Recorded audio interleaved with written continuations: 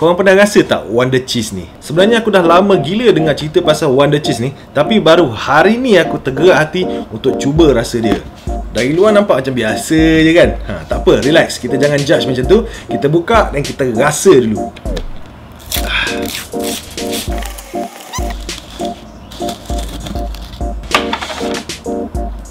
Wish, semerbak bau dia. Nampak? Try dulu rasa. Nah, nampak dah dia punya serbuk-serbuk cheese dia tu. Bismillahirrahmanirrahim.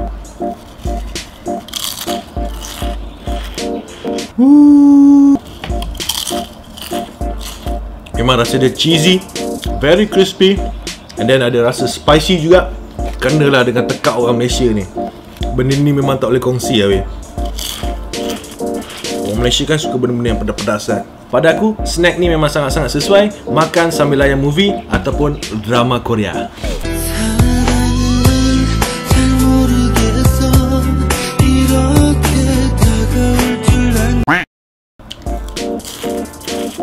Serius dah tak boleh berhenti.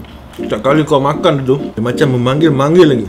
Harga dia ni satu balang aku beli RM25.